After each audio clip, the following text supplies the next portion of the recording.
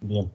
Bueno, pues estamos aquí reunidos para someter el examen a título de Ana Laura Domínguez Orozco para obtener el título de ingeniera biomédica. Su trabajo que nos va a presentar es el uso del modelo de convolución esférica restringida para la generación de tractografía cerebral en ratas Tayet. Sus asesores pues, fue el doctor Arturo González Vega y como su coasesor el doctor Víctor Hugo Hernández González. Bueno, pues el procedimiento consiste en que Ana nos va a hacer una presentación de su trabajo de tesis. Después tomaré de nuevo yo la palabra para iniciar con el escrutinio y vamos a dar el tiempo necesario para que todas las dudas y preguntas de los sinodales queden resueltas. Y al final, pues bueno, si se puede por este medio, pues daremos por ahí un acceso a preguntas del público en general, si es que se puede. Después de ahí, pues vamos a deliberar y yo creo que ahí nos vamos a ir a otro grupo para poder hacer esta deliberación. Bueno, Ana, pues si está lista, inicie, por favor. Sí, muchas gracias por la presentación, doctor. Bueno, les voy a hablar más acerca de mi trabajo de tesis, que pues como ya dijo el doctor, tiene por nombre Uso del modelo de deconvolución esférica restringida para la generación de tractografía cerebral en ratas Tayeb. Y bueno, el contenido de la presentación va a ser justificación de la investigación, objetivos, introducción, metodología, resultados y discusión, conclusiones y trabajo al futuro. Bueno, empezamos con la justificación de la investigación. La incidencia de enfermedades neurodegenerativas va en aumento alrededor del mundo. Estas producen muerte o pérdida funcional progresiva de neuronas. Las tubulinopatías son un grupo de enfermedades neurodegenerativas que afectan los microtúbulos neuronales o de la glía. Entre las tubulinopatías se han encontrado mutaciones en distintos genes de tubulina. El gen tubulina beta 4A codifica la beta-tubulina. Este gen se expresa principalmente en los oligodendrocitos, los cuales forman la vaina de mielina en el sistema nervioso central. Las mutaciones más comunes en el gen tubulina beta 4A causan un tipo de leucodistrofia llamado hipomielinización con atrofia en los ganglios basales y cerebelo, por sus siglas en inglés H-ABC. La hipomielinización con atrofia en los ganglios basales y cerebelo se caracteriza clínicamente por movimientos extrapiramidales anormales, espasticidad, ataxia cerebelosa y, en algunas ocasiones, epilepsia. El diagnóstico inicial de esta enfermedad se hace con imágenes de resonancia magnética. Estas son imágenes de Hamilton et al. De la Biblioteca Nacional de Medicina de Estados Unidos. Y lo que se observa en estas imágenes de resonancia magnética es la atrofia en el cerebro y en el cerebelo. Aquí observamos imágenes de un paciente de 1 año y medio de edad y del mismo paciente a los 13 años de edad. Y se puede observar la atrofia en el cerebelo y también en las estructuras del cerebro. Y bueno, un diagnóstico precoz y específico de enfermedades neurodegenerativas puede ayudar al paciente de 2 maneras. Uno, a que el paciente comience un tratamiento oportuno si es que lo hay, o para informar acerca del pronóstico de la enfermedad. Cuando se estudian nuevas propuestas diagnósticas, es útil contar con un modelo animal que reproduzca de la manera más cercana a la patología humana. Así que les voy a hablar de la rata Tayeb. Esta rata tiene una mutación en el gen tubulina beta 4A, cuya codificación interactúa con los dímeros de tubulina. Estas ratas desarrollan una enfermedad neurológica que se caracteriza por hipomielinización seguida de desmielinización. Esto la hace el modelo ideal para estudiar la H-ABC. Su nombre viene de los acrónimos de los síntomas que padece, que son temblor, ataxia, episodios de inmovilidad, epilepsia y parálisis. Bueno, estas son imágenes de resonancia magnética de Garduño Robles et al. De la revista de Frontiers of Neuroscience. Son imágenes de una rata Tayeb y una rata sana Sprague Dolly de 1 mes de edad, ambas. Y bueno, podemos aquí observar diferencias entre estas 2 imágenes. Para el caso de la rata sana se puede observar claramente el cuerpo calloso, a diferencia de que en la rata Tayeb se observa muy delgado. También podemos observar estructuras de los ganglios basales como el putamen y el globo pálido, que son CP es el putamen y G es el globo pálido, y la cápsula interna, que es una estructura de materia blanca en la rata sana, pero no se observan las mismas estructuras en la rata Tayeb. Y bueno, esta flecha indica los ventrículos laterales y también podemos observar diferencias estructurales entre ambas imágenes. En este trabajo se propone el uso de imágenes de difusión para la generación de tractografía en el cuerpo calloso con el fin de dar un acercamiento hacia el diagnóstico temprano de enfermedades neurodegenerativas. Ok, ahora vamos a hablar de los objetivos del trabajo. El objetivo general es evaluar el uso de la tractografía basada en el modelo de deconvolución esférica restringida, CSD por sus siglas en inglés, como un método para identificar diferencias entre un grupo de ratas Tayeb y su control de ratas Sprague-Dawley sanas. Los objetivos específicos son obtener un correcto preprocesamiento de imágenes para realizar el modelo de CSD, generar la tractografía utilizando el modelo de CSD en el cuerpo calloso de la población completa del estudio, analizar el comportamiento de índices como función de respuesta de ratas sanas y Tayeb, buscar diferencias entre el grupo de ratas sanas, que es el grupo control, y ratas Tayeb, y por último, adaptar el tutorial de Batman, que significa Basic and Advanced Tractography with MR Tricks for All Neurophiles, para el modelo animal. Ok, entonces ahora vamos a hablar de una pequeña introducción. Iniciando con las imágenes de difusión de agua. Bueno, resonancia magnética se pueden obtener imágenes que muestren la difusión de agua. Esto se basa en el principio de que la difusión de agua puede ser de movimiento isotrópico, o sea que la difusión puede ocurrir en cualquier dirección con la misma probabilidad, o de movimiento anisotrópico, que esté restringido por algo y entonces la difusión de agua ocurra con una dirección preferencial. Voy a explicar el principio de obtención de estas imágenes muy básicamente. Se aplica un gradiente de campo magnético, entonces cuando se aplica este gradiente de campo magnético los protones se van a desfasar. Estos se desfasan dependiendo de la posición en la que se encuentren con respecto al gradiente. Después regresamos a un campo homogéneo y los protones van a seguir desfasados. Si se aplica un segundo gradiente de campo magnético, aquí no se ve, los protones se van a desfasar nuevamente, pero se van a volver a desfasar en la posición en la que se encuentran con respecto al gradiente. Así que cuando regresemos a un campo homogéneo, los protones van a estar en fase y estos van a producir una señal. Pero, ¿qué pasa con tejidos que no tienen restricción de movimiento? Bueno, igual se aplica un gradiente de campo magnético, pero puede que algún protón, como no tiene restricción de movimiento, se mueva en la dirección preferencial, que es la del gradiente. Así que cuando regresemos a un campo homogéneo, pues vamos a tener nuevamente los protones desfasados. Y cuando se aplique el segundo gradiente de campo magnético, pues nuevamente se van a desfasar los protones, pero la posición en la que se encuentran no es la misma en la que se encontraban con el primer gradiente. Así que cuando regresemos a un campo homogéneo, no se va a producir ninguna señal.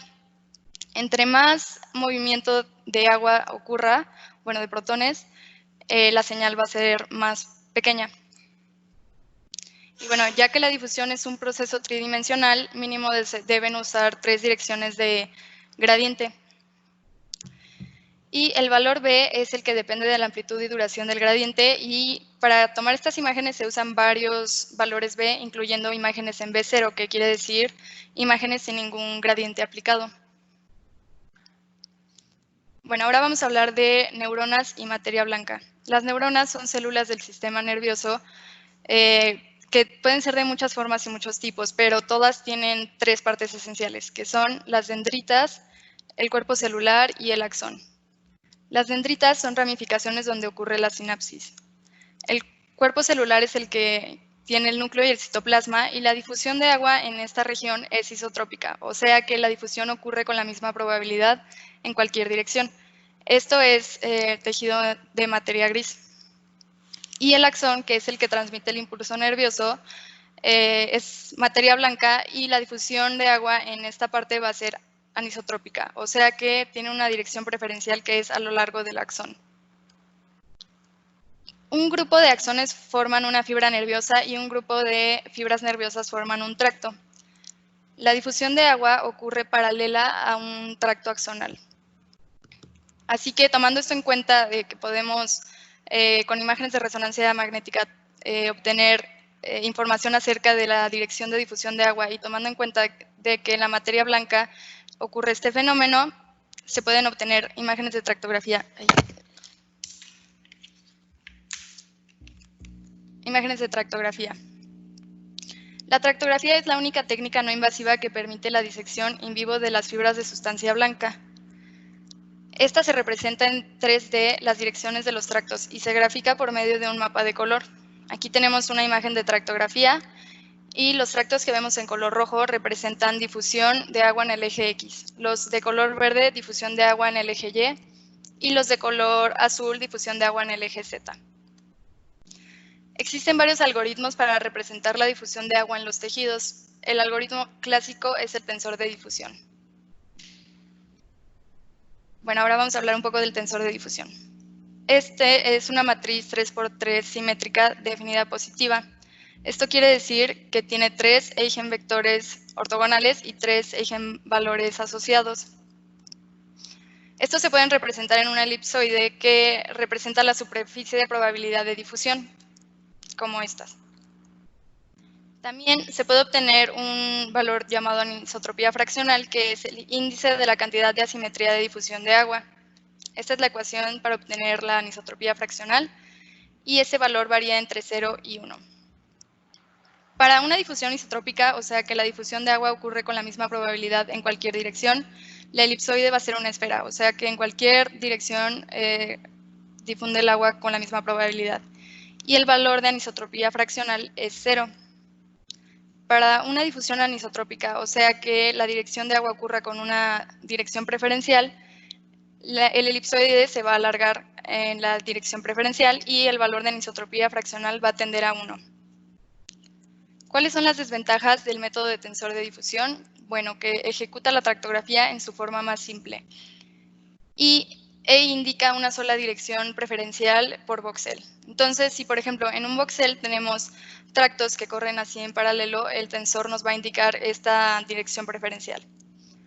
Pero, ¿qué ocurre con estos otros 4 casos? Bueno, si tenemos tractos que se abren en abanico, que se crucen, que simplemente se junten y después se separen o que se doblen, vamos a tener un tensor de esta manera. Y bueno, esto pues hace que se pierda información importante acerca de la direccionalidad y pues no se van a poder distinguir cruces de tractos en estos voxeles.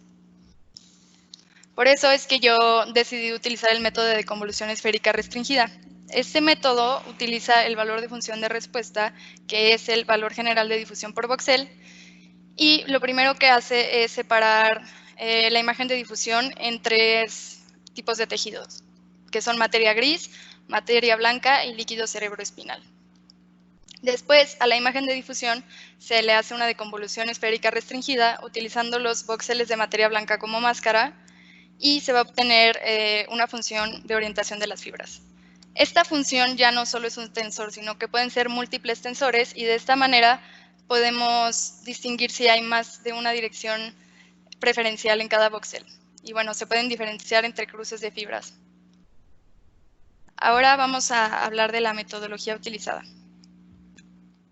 Para la obtención de la muestra animal y población del estudio, se utilizaron 6 ratas Tayeb y 5 ratas Sprague-Dawley sanas como grupo control.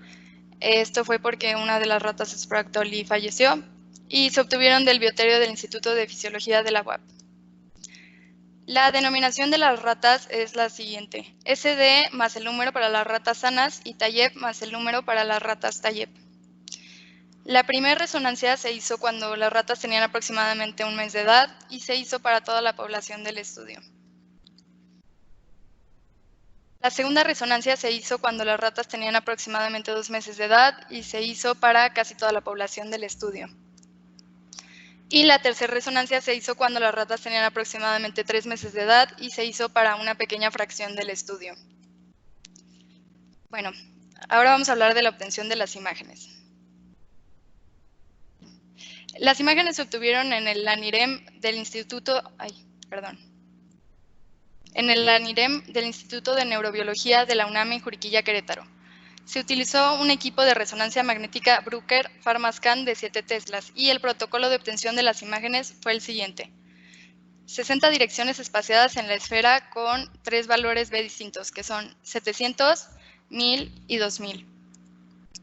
En total, por cada caso de imágenes tomadas, se obtuvieron 186 imágenes.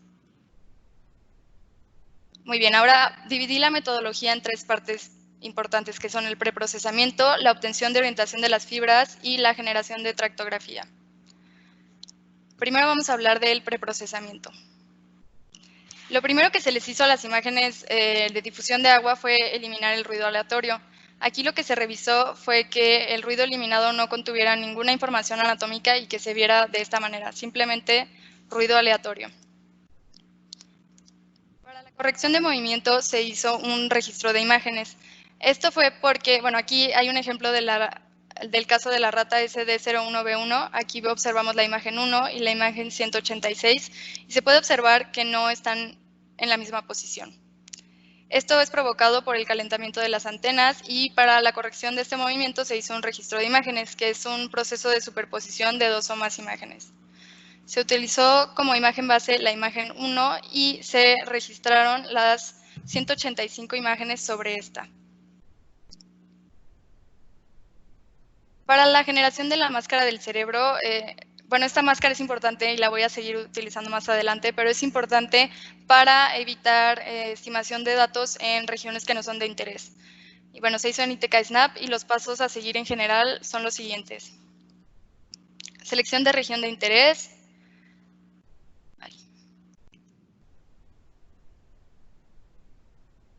Perdón, espérenme un segundo.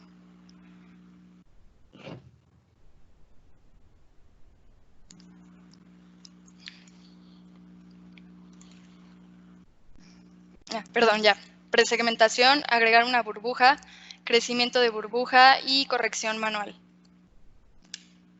Bueno, entonces ya hablamos del preprocesamiento, ahora vamos a hablar de la obtención de orientación de las fibras. Habíamos hablado de un valor que se llama función de respuesta. Entonces, estos son los resultados obtenidos del valor de función de respuesta para materia blanca en B0. Aquí observamos una esfera que significa difusión isotrópica, o sea que la difusión es con la misma probabilidad en cualquier dirección. Pero no se esperaría ver esto en materia blanca porque habíamos hablado de que la difusión ocurre con una dirección preferencial que es a lo largo de los tractos. Así que conforme vamos observando los valores obtenidos con los valores B, o sea, con una dirección aplicada, ya se puede observar la anisotropía de la materia blanca. Aquí también me gustaría comentar que se puede observar que conforme aumenta el valor B, se disminuye la señal del valor obtenido. Entonces, tampoco se puede utilizar un valor B, por ejemplo, de 20.000, porque la señal se reduciría mucho y también aumentaría mucho el ruido. Para los resultados obtenidos de función de respuesta en materia gris, vamos a observar siempre una esfera. Esto quiere decir que la difusión de agua es isotrópica y, bueno, como habríamos hablado antes, en materia gris este es el fenómeno que se observa. Y para líquidos cerebroespinal se va a observar también una esfera en todos los casos, pero la diferencia entre materia gris y líquido cerebroespinal es que la esfera disminuye mucho con los valores B. ¿Esto por qué? Porque el movimiento de agua es mucho mayor en líquido cerebroespinal que en materia gris. Y bueno, teniendo esas características se puede diferenciar entre los 3 tejidos. Esta es una separación de los 3 tejidos de la rata SD03B2. En color verde podemos observar materia blanca, en color azul materia gris y en color rojo líquido cerebroespinal.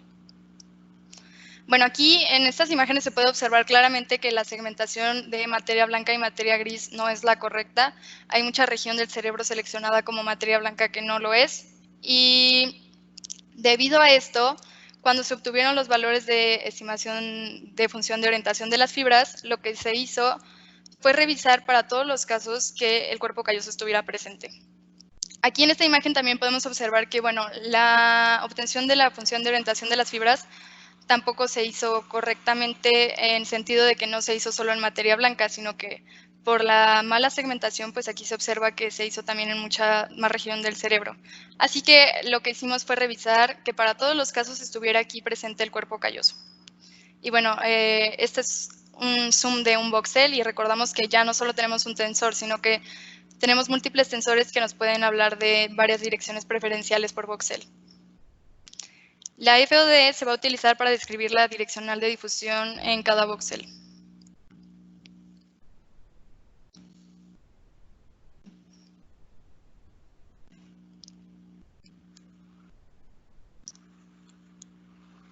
Ok, bueno, hasta este momento hemos hablado de imágenes obtenidas con un valor de función de respuesta específico para cada una de las ratas. ¿Esto qué ventajas tiene? Bueno, la ventaja de utilizar un valor específico para cada una de ellas es que se pueden optimizar los resultados en cada uno de los casos. O sea, vamos a tener el mejor caso posible para cada una de ellas. Pero las desventajas es que, como también esto se hace para las ratas Tayeb, se podría perder la diferenciación de la enfermedad. Aquí se puse un pequeño diagrama representando que cada uno de los casos tiene un color distinto, o sea que cada una de las ratas tiene un valor de función de respuesta específico, pero también se utilizó un valor compartido de función de respuesta para cada etapa de edad. ¿Esto qué ventajas trae? Bueno, que alguna característica de la enfermedad se puede identificar, pero las desventajas son que los resultados no van a ser los más óptimos. Entonces aquí en este diagrama lo que quiero representar es que para todo un grupo de ratas se utilizó un mismo valor de función de respuesta. Y bueno, se utilizaron los valores de función de respuesta de las ratas SD01B1 para el primer mes, SD01 para el segundo mes, para el tercer mes. Y después de analizar los resultados, no se encontraron diferencias significativas entre usar alguno de estos métodos, así que nos quedamos con esta opción de utilizar el valor de función de respuesta específico para cada una de las ratas, y los resultados que voy a presentar son utilizando esta opción. Muy bien, entonces ya hablamos del preprocesamiento y de la obtención de orientación de las fibras. Ahora vamos a hablar de la generación de tractografía. Para esto se utiliza una imagen de 5 tejidos. Esta imagen es importante porque, como no se obtuvo una correcta segmentación utilizando los valores de función de respuesta, nosotros optamos por un método de tractografía en el que se utilizan estas imágenes. Entonces, en estas imágenes tenemos máscaras de materia gris cortical, materia gris subcortical, materia blanca, líquido cerebroespinal y tejido patológico. Entonces, para la máscara de materia blanca, que es importante porque en esta región es en la que se va a generar la tractografía, se utilizó una máscara de cuerpo calloso específica para cada uno de los casos de las imágenes obtenidas. Para la máscara de líquido cerebroespinal se utilizó los valores de función de respuesta, ya que este fue el único tejido que se segmentó correctamente. Para la máscara de materia gris cortical, lo que hice fue utilizar una máscara de cerebro completo y le resté la máscara de materia blanca y la máscara de líquido cerebroespinal. Y para las máscaras de materia gris subcortical y tejido patológico, simplemente utilicé imágenes de cero porque para este estudio no son de interés. Ahora vamos a hablar de la máscara de transición entre materia gris y materia blanca. Esta máscara es importante porque hay que indicar en dónde se empiezan a estimar los tractos y dónde se terminan de estimar. Si no utilizamos una máscara de este tipo, entonces los tractos pueden estar calculados en todo el cerebro. Para esta máscara lo que hice fue utilizar una máscara de materia blanca y la sumé con la máscara de materia gris. Dilaté la máscara de materia blanca y los voxeles en los que ambas coincidieran los hice una nueva máscara de transición entre materia gris y materia blanca. Y bueno, ahora vamos a hablar de la primera tractografía que se hizo, que es tractografía ACT, que significa Anatomically Constrained Tractography, de 50.000 tractos. Para esta tractografía vamos a utilizar la imagen de 5 tejidos, que era lo que les explicaba de que es importante utilizarla para indicar cuál es la región de interés en la que se quiere hacer la tractografía, la máscara de transición entre tejidos para indicar dónde se empiezan a estimar y terminar los tractos, el FOD de materia blanca, que es útil para indicar la direccionalidad de los tractos en cada voxel, y también se indica el número de tractos, que para nosotros inicialmente fue 50,000. Ok, esta es una imagen de difusión de agua de fondo de la rata SD01B1 y aquí observamos 50,000 tractos en la región del cuerpo calloso, que es nuestra región de interés. Y pues recordamos que aquí lo que vemos en color rojo es difusión de agua en el eje X, verde en el eje Y y azul en el eje Z.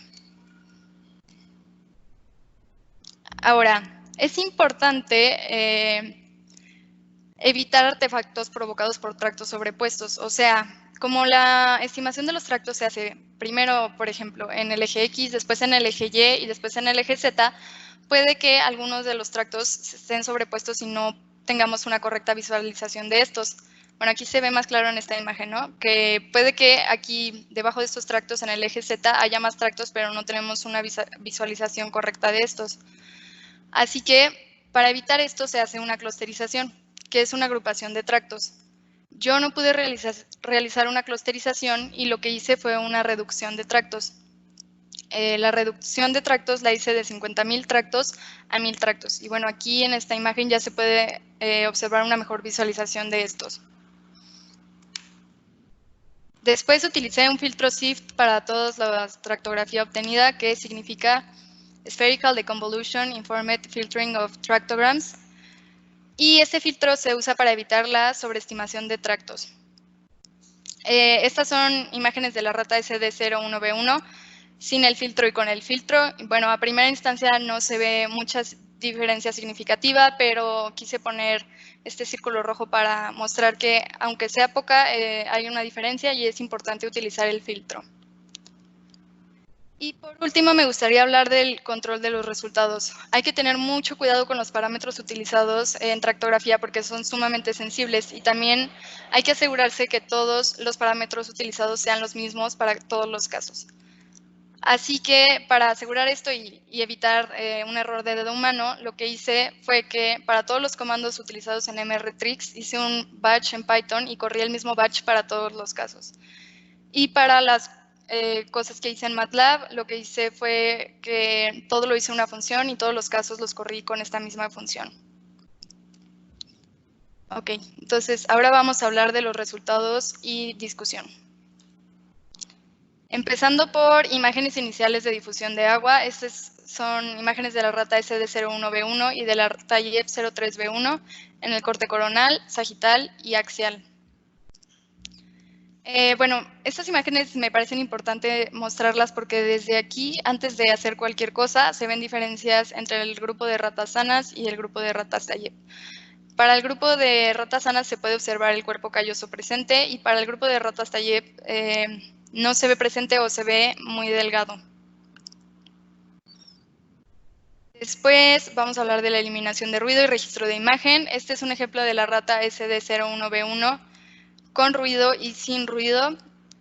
Y este es un ejemplo del registro de imágenes de la rata SD02B1, antes del registro y después del registro. Y bueno, antes se puede observar aquí una diferencia significativa en la posición de las imágenes.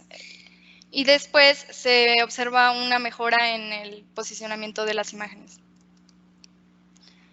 Aquí ahora voy a presentar ejemplos de la máscara de cerebro, de la rata SD03B1 y de la Tayeb 04B1. Estas imágenes me parece importante mostrarlas para que se observe que los cerebros son distintos. Y debido a esto es que todas las máscaras se tuvieron que hacer a mano. Aquí hay algunos resultados de las imágenes separadas por 3 tejidos, dependiendo del valor de función de respuesta. Y recordamos que el color verde es materia blanca, el color azul materia gris y el color rojo líquido cerebroespinal. Y bueno, nuevamente podemos observar aquí una mala segmentación de estos tejidos.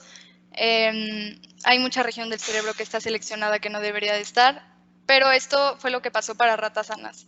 En el caso de ratas Tayeb observamos una segmentación todavía peor. Ni siquiera se ve presente el cuerpo calloso.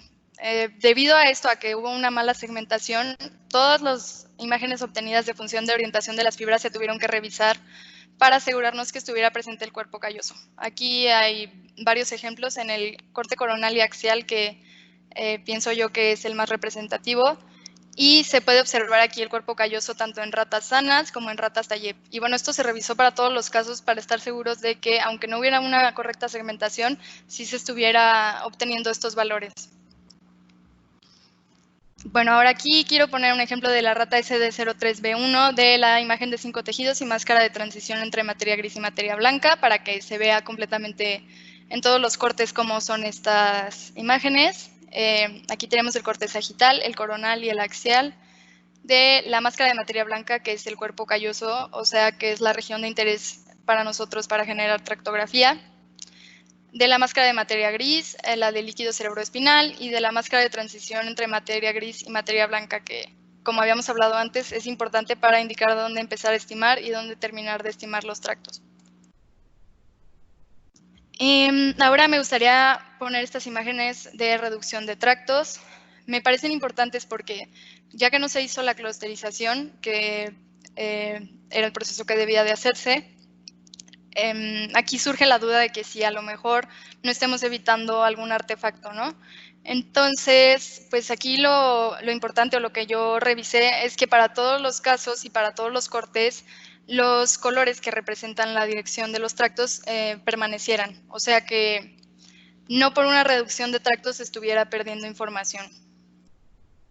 Y bueno, este es un caso de una rata sana, pero también me parece importante mostrarlo en una Tayeb. O sea, no ocurrió solo esto en caso de rata sana, sino que en las ratas Tayeb también se observa que los colores se permanecen aún con la reducción de tractos. Ahora vamos a hablar de la comparación entre ratas Tayeb y el grupo control. Esta es tractografía ACT de 1000 tractos con filtro SIFT y valor de función de respuesta específico, que yo siento que son los valores óptimos o los parámetros más óptimos que encontramos para hacer esta comparación. Empezando por el corte coronal, no se observa mucha diferencia entre el grupo de ratas Tayeb y el grupo de ratas control.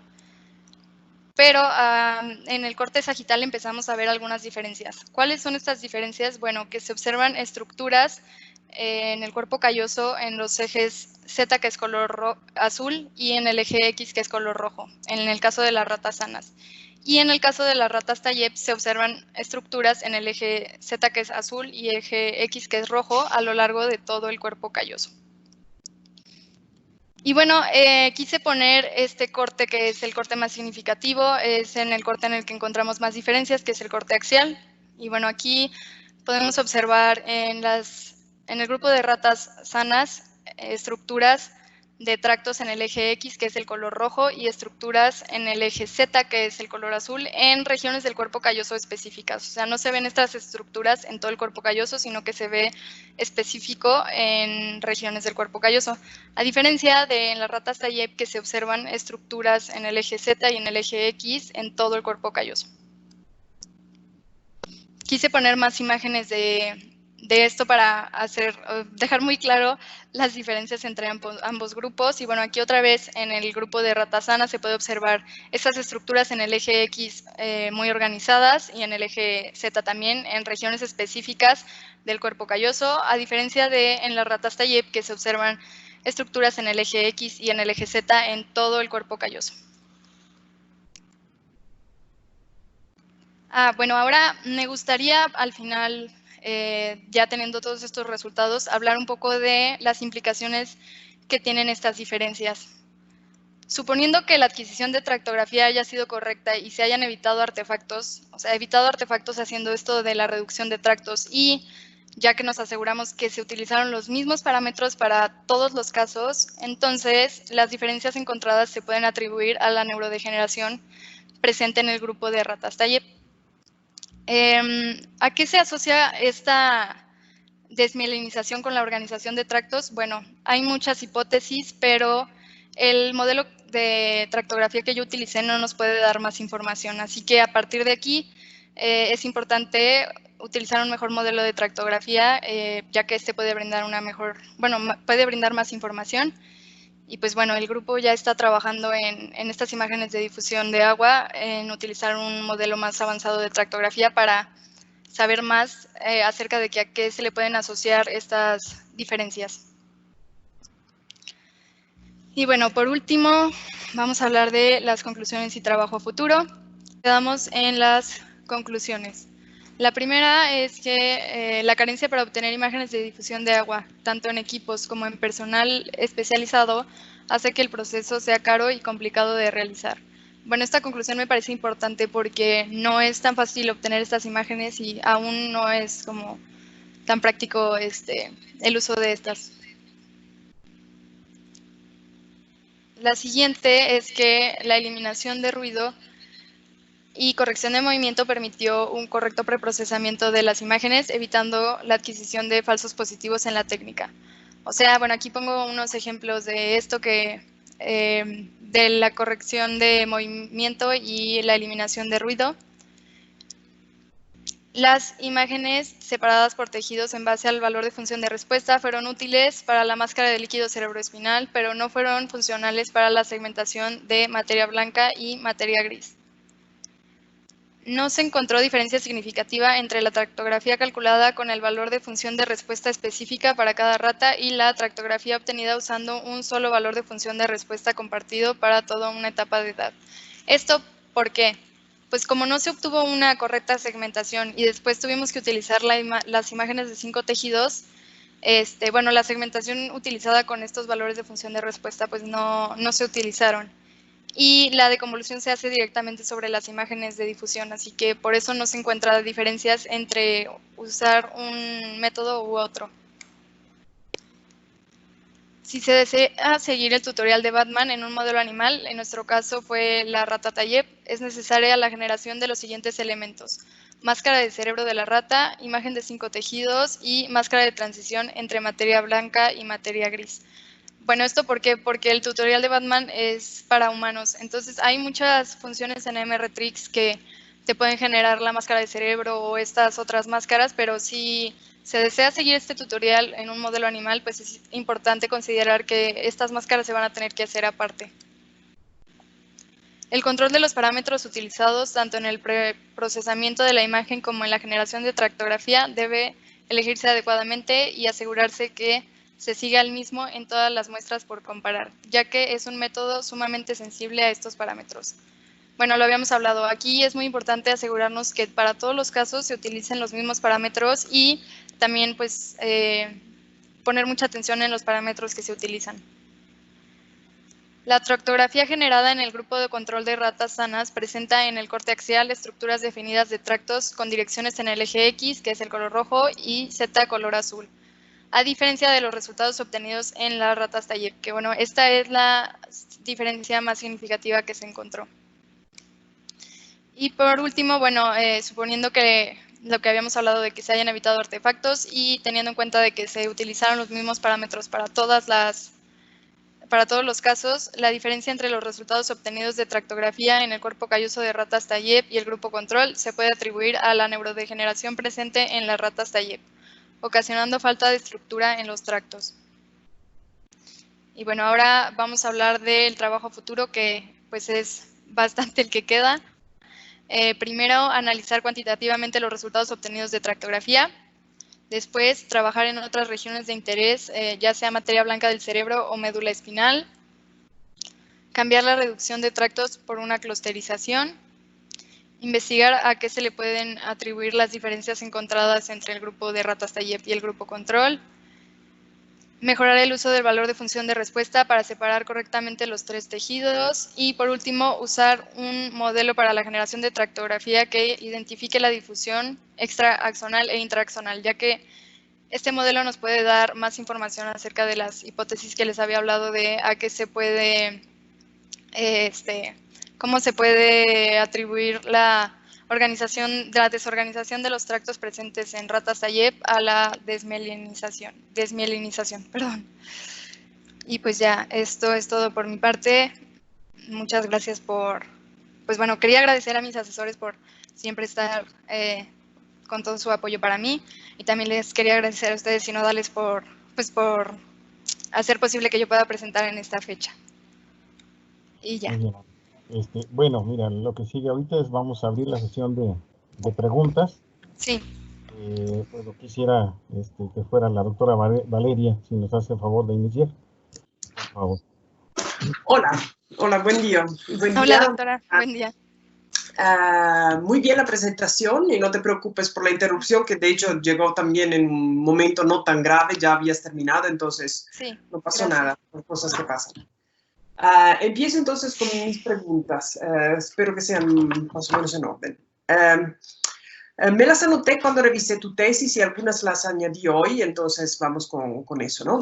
En algún momento, alrededor de la figura 15 de tu tesis, tú comentaste algo acerca de la dirección del tensor de difusión, que puede ser la misma en varios casos, ¿no? Y allí proponías como una solución que los voxeles estuvieran más chicos. Sí.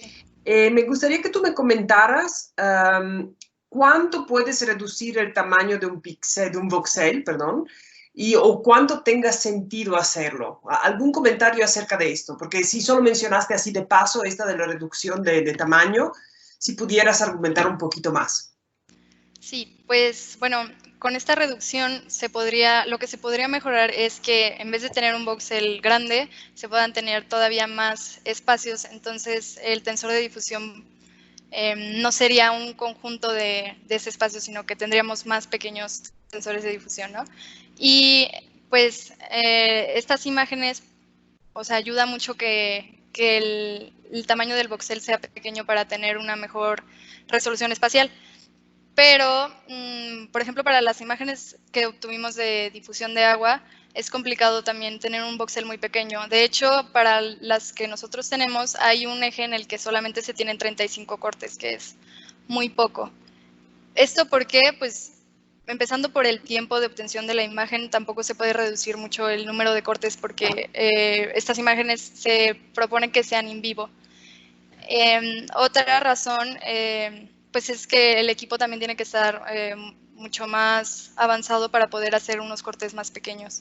Entonces, pues bueno, sí es ideal que los cortes sean más pequeños, pero sí, sobre todo para estas imágenes in vivo, tampoco se puede obtener una resolución espacial tan pequeña por el tiempo. Ok, muy bien. En algún momento también en la tesis hay una frase que suena más o menos así, que dices, se describen los resultados obtenidos con el método de la tractografía sin centrarse en las razones por las que se produce la mutación en el modelo. Y de hecho yo quiero un poco preguntarte más en esta dirección, porque también cuando presentaste, en tu presentación aquí, había algo un poco extraño, digamos, cuando me hablaste de la mutación. Si puedes describirme un poquito más en detalle lo que sabes acerca de la tubulina beta 4A y de la mutación y lo que tú imaginas que la mutación pueda causar en ese polímero.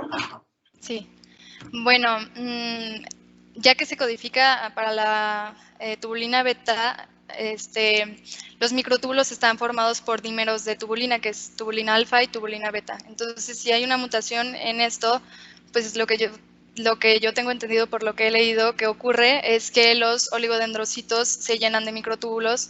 O sea, hay una incorrecta codificación pues, de los microtúbulos. Y entonces los microtúbulos, los oligodendrocitos, que son los encargados de hacer la vaina de mielina, no hacen un correcto proceso, y entonces por eso es que estas ratas desde que nacen tienen desmielinización y después todavía se ocurre más desmielinización.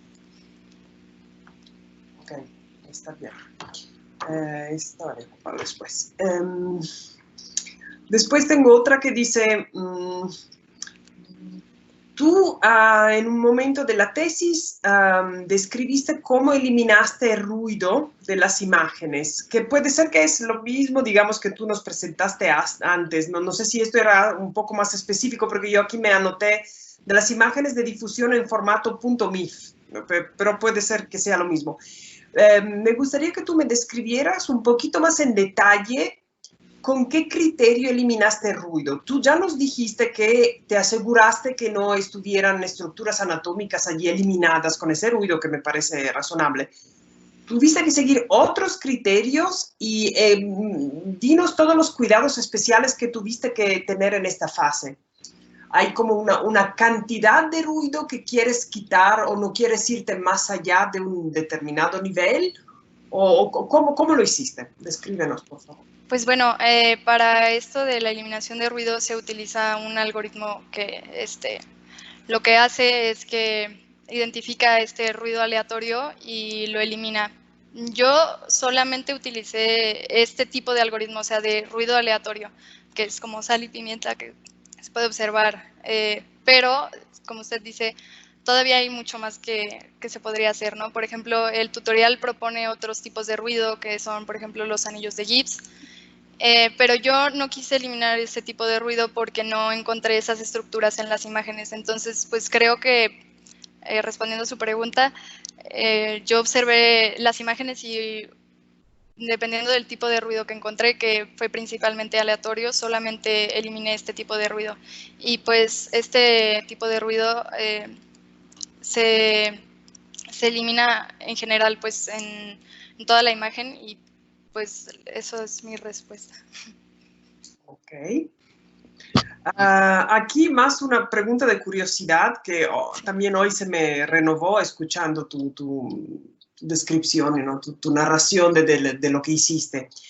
Me dio mucha curiosidad cuando leí el texto y también hoy, ¿no? Cuando nos contaste de la función de respuesta, del famoso valor compartido y cómo trabajar con las dos opciones, ¿no? Y a mí desde el principio, quizás no entiendo perfectamente el rollo, podría ser que es esto, pero desde el principio se me ocurrió, ¿por cuál razón tú nos hablaste de dos opciones como extremas para mí? Entonces, una donde se tomaba el valor de función de respuesta para todos los animales, de alguna manera, para una edad, o, digamos, agrupándolos, SD y TAIEP, y para otros,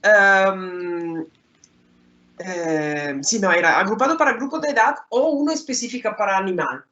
Y la opción que a mí siempre se me salió, pero no sé si tenga sentido, es, ¿no habría la posibilidad de tener una función de respuesta, una para TAIEP y una para SD? Y si esto no es correcto en términos formales de este análisis, ¿me explicarías por qué tipo de artefacto induces si usas estos dos grupos? No, de hecho, claro que sí.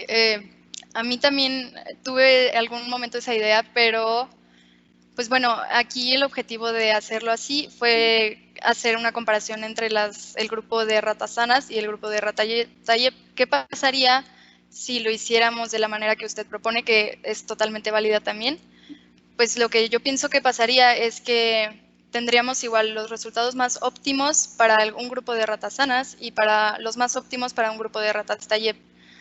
Pero ya que utilizamos un valor de función de respuesta obtenido de una rata TAIEP, de todas maneras tendríamos como el resultado más óptimo para esta y todos los resultados obtenidos de las ratas TAIEP van a coincidir con este resultado más óptimo de rata TAIEP. Entonces, pienso que no se podría hacer una comparación. Para mi parecer, se me hizo mejor comparar con un valor de función de respuesta de una rata sana, pensando que este es el valor correcto. Y bueno, ¿cuál es la diferencia si utilizamos este valor con las ratas TAIEP? Pero si utilizamos el mejor valor para una rata TAIEP, pienso que los valores de las ratas TAIEP se van a parecer entre ellos y pues van a al final tener un valor óptimo en general como todo ese grupo. Y las sanas también van a tener un valor óptimo. Entonces pienso que no se podría hacer una comparación tan clara, pero claro que sí se puede hacer también de esa manera, o sea, es una muy buena idea y pues pienso que a lo mejor también sería importante a trabajo futuro, pues probar esto, o sea, yo no sé si lo que digo tiene sentido, pero a lo mejor se pueden encontrar otras diferencias, claro que sí. Ok. Después, otra cosa, en las imágenes de comparación entre, bueno, aquí me anoté números de dos ratas en particular, ¿no? La SD número 2 y la TAIEP número 2. Eso se refiere a tu tesis. Sí. Tú nos mostraste una línea azul que marcaba el límite del cerebro y imágenes parecidas las mostraste hoy también, por ejemplo, en la página 39 de tu presentación. Creo que es lo mismo, digamos. Sí. Y cuando yo revisaba tu tesis, no entendí muy bien por cuál razón la línea azul estaba chueca. Hasta puse a medirla con la cosa si era un efecto visual o si era, y de hecho sí no estaba derecha, estaba un poco inclinada y quería saber si había una razón de esto, si la pusiste en esa posición específicamente para algo o... No sé si puedas ahorita, pero pues, si quieres verlo desde la presentación, porque creo que está chueca allí también. Sí, claro que sí. Déjeme la pongo. Pues la verdad es que sí, ya observé. Sí, es cierto que está chueca. Déjeme comparto. Sí.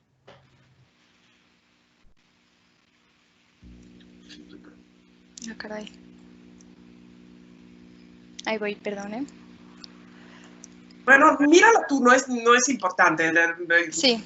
Es la frase ahorita, de hecho. Sí, la verdad es que yo no había notado que estaba chueca y como pues solo para hacer que las mismas líneas estuvieran del mismo tamaño, solo las copié y las pegué, pero sí tienes razón que está chueca y no es por ningún sentido especial, sino porque yo me equivoqué. Ok, pero digamos, entonces tú pones la línea en una posición X, puede ser derechita o puede ser chueca, y después lo que haces para el registro es que la pieza anatómica tenga la misma distribución espacial respecto a la línea en todas las imágenes. Esto es la idea de hacer el registro, ¿verdad? Sí, bueno, el registro... sea derecha o chueca. Sí, bueno, estas imágenes, estas líneas solo las puse para representar como el borde del cerebro y que se viera la diferencia entre antes y el después. Pero de hecho el registro se hace con toda la imagen, o sea, el registro es un registro lineal, o sea que solamente las imágenes se van a mover, por ejemplo, de traslación, rotación, pero no se van a modificar estas imágenes. Y se buscan puntos específicos, no exactamente que yo haya puesto esa línea y que ahí es donde todas se tengan que registrar, sino que el registro se hace, por ejemplo, con posiciones importantes de la imagen y todas estas imágenes se registran con esta. La línea yo solo la puse para mostrar la diferencia entre antes de hacer el registro y después de hacer el registro, pero sí, en efecto, está chueca. No, está bien, no te preocupes, no era una crítica, era solo para entender si esta posición tenía un sentido específico, pero está bien.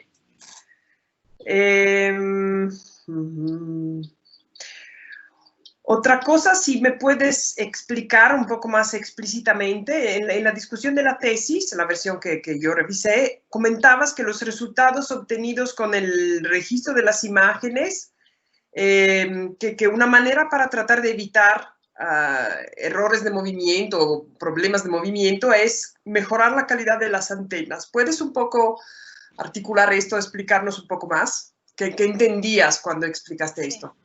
Bueno, este movimiento está ocasionado porque cuando se toman estas imágenes se enciende el equipo, ¿no? Y entonces se toman estas imágenes y tenemos 1 hora para tomar estas imágenes, ¿no?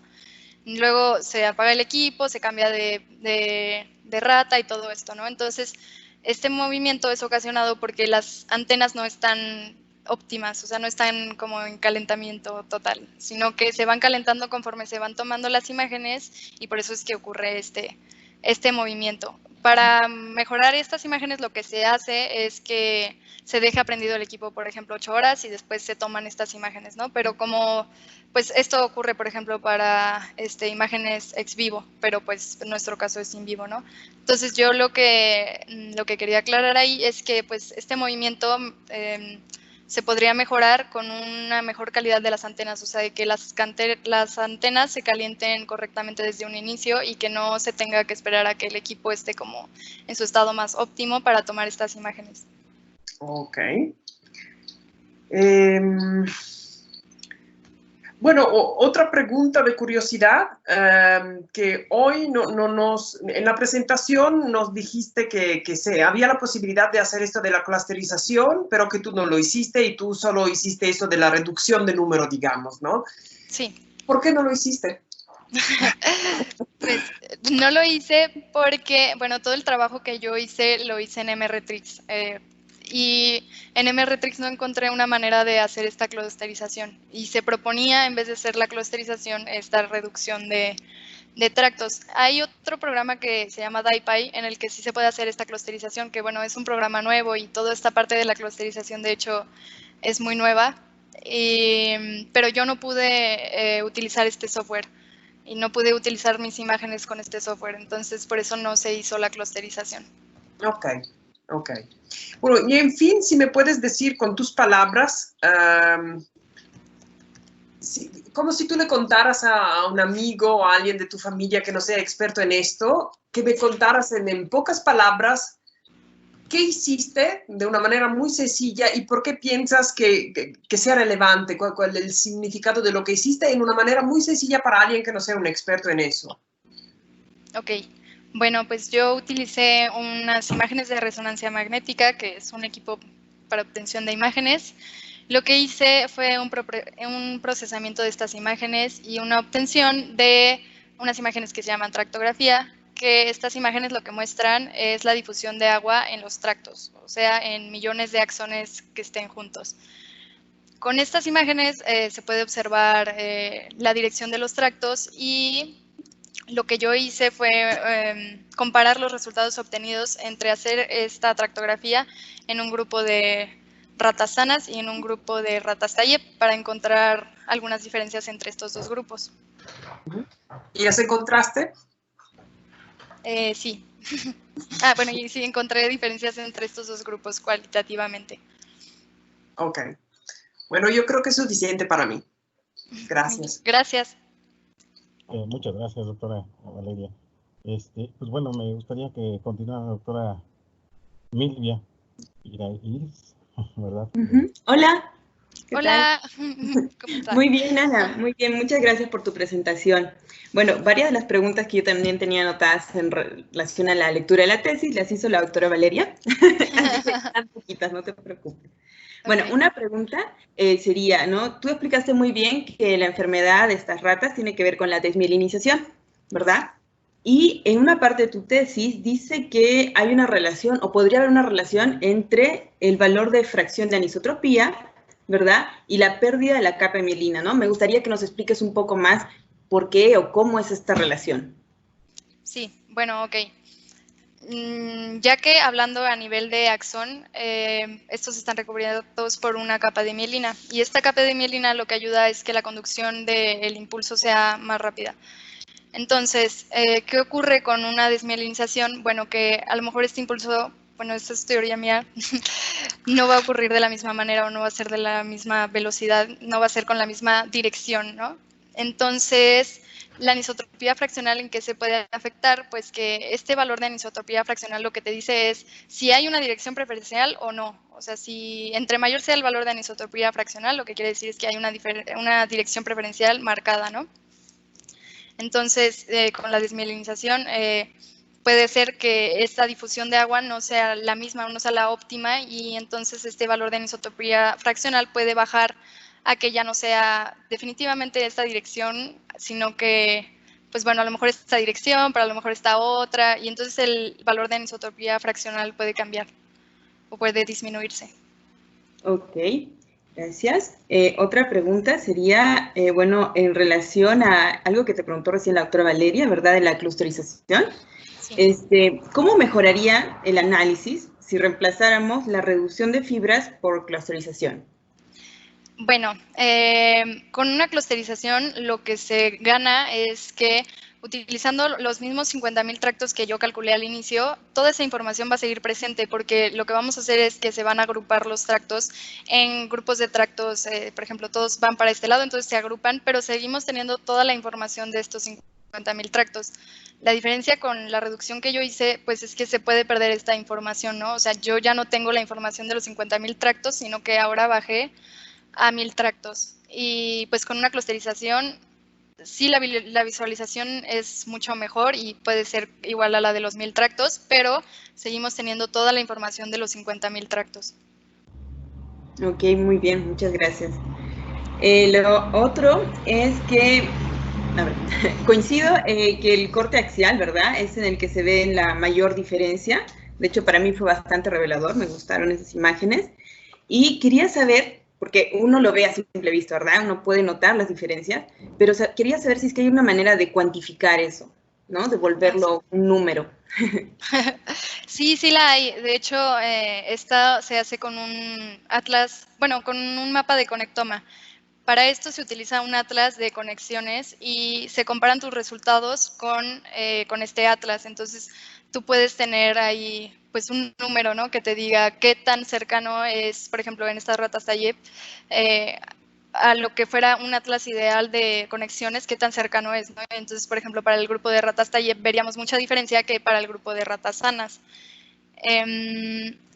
Yo no pude hacer esto, de hecho estaba en parte del plan, pero no pude hacer esto porque no encontré ningún atlas de conexiones para la rata Tayeb, para la rata Sprague Dawley. Y también encontré información acerca de que se podía hacer manualmente este atlas, pero se utilizan imágenes de T1 de resonancia magnética y yo no contaba con esas imágenes, entonces no lo pude hacer. Otra opción que se me ocurrió a mí es que a lo mejor pudiéramos comparar estas imágenes, o sea, pues por colores, ¿no? Y que en MATLAB se pudiera hacer, por ejemplo, una comparación de que en esta imagen vemos más colores rojos, en esta vemos más colores azules. Esa fue una idea que se me ocurrió, pero el problema que vimos con esto es que estas imágenes pues no hablan de los datos en sí, sino que es como un espejo de los datos, pues, o sea, no estamos comparando los datos exactamente, sino como una imagen, ¿no? Como un pantallazo de lo que veo. Y pues lo que me propuso el doctor González es que buscar alguna forma de tomar los datos de estos archivos de tractografía que son .tsk y pues poder compararlos ya como los datos crudos, pero no encontré una manera de obtener información de estos datos. Ok, muchas gracias. Y la última pregunta ya sería en relación a la segmentación, ¿no? Ahí en las imágenes veíamos que habían como bastantes diferencias, incluso tú indicaste que no era adecuada, ¿verdad? ¿Cómo se podría mejorar o cómo tendrían que ser los datos? ¿Qué se podría hacer, ¿no? Para mejorar esta segmentación de la materia blanca con la materia gris. Pues esa duda también me queda a mí. Intenté hacer varias cosas, cambiar los parámetros y todo, pero no logré una correcta segmentación. Y lo que yo pienso que puede que sea la causa es que pues los parámetros que yo utilicé, que bueno, pues fueron los que yo encontré en la literatura, son para cerebro humano. Entonces puede ser que haya unos parámetros más óptimos para hacer esta segmentación, pero pues no los encontré y no pude dar con ellos también. Pues hice varios intentos, pero no pude obtener una correcta segmentación, pero sí, claro que sí, es importante y pues sí queda la duda de por qué no se hizo esta segmentación correctamente. Ok, muchas gracias, Ana. De nada, muchas gracias a usted. Bueno, miren, como Arturo González es asesor, me lo voy a saltar tantito. Sí, sí. Voy a hacer mis preguntas yo. Sí. Creo. Bueno, me surge una duda al inicio. Mira, nos platicabas que una de las cuestiones de esta enfermedad es que primero aparece como una hipomielización y después, pues bueno, se desmieliniza completamente. ¿Esto lo pudiste ver? O sea, yo como que no me quedó claro al final.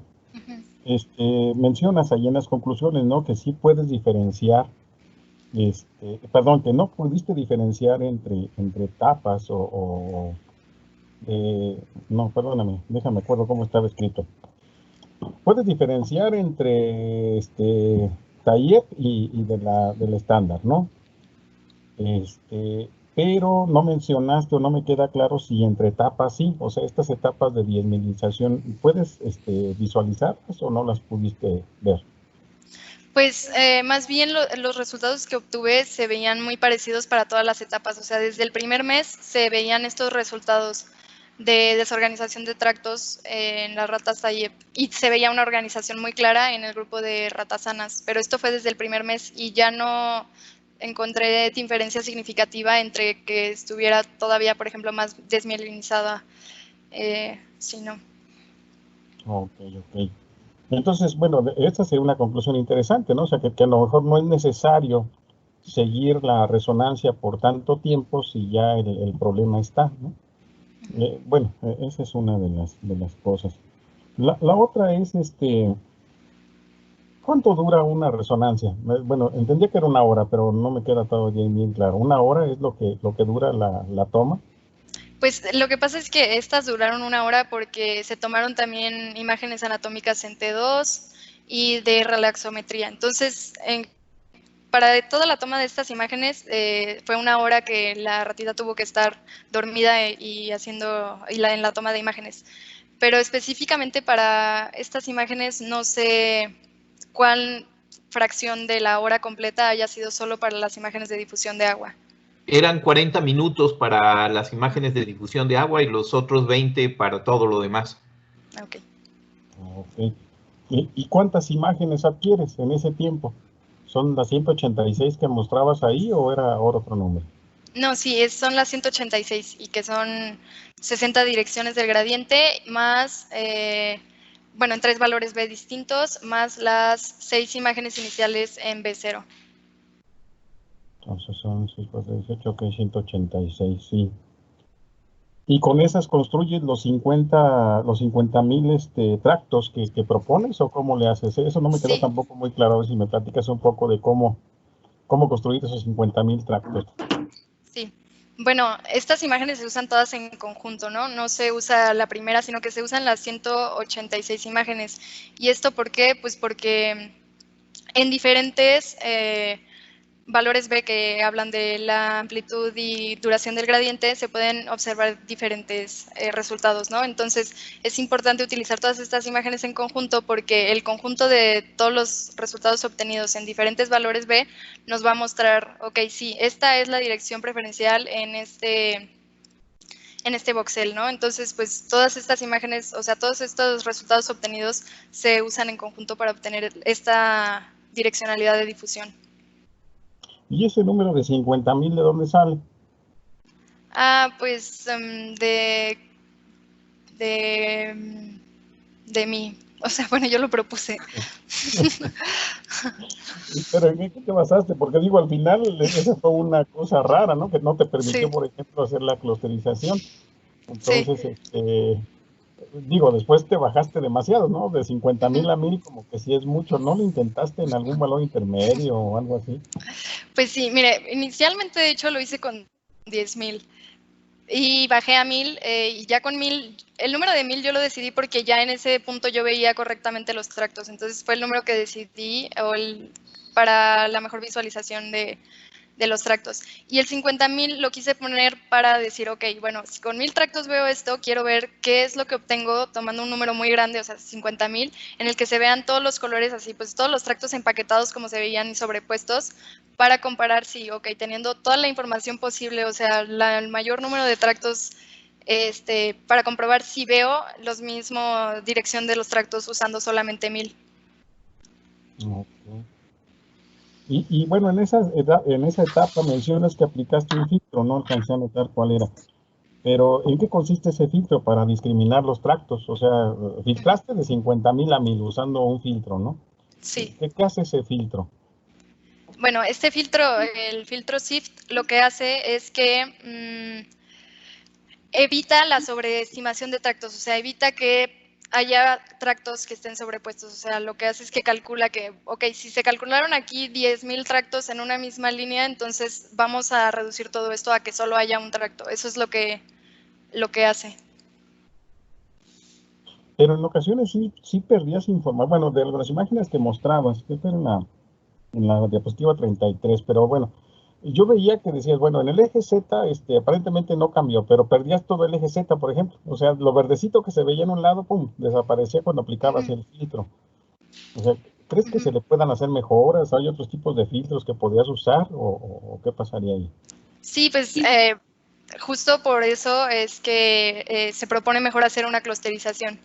O sea, un agrupamiento para que yo, como solo reduje los tractos, a lo mejor justo esos tractos que usted veía de color verde, o bueno, que eran importantes, justo esos fueron los que reduje o reducí.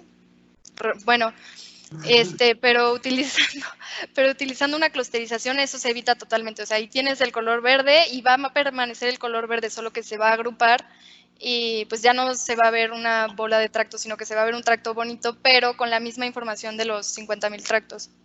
Ok. Hay otra cuestión que también me surgió duda y quiero que me expliques para no llevarme una mala impresión. No te creas.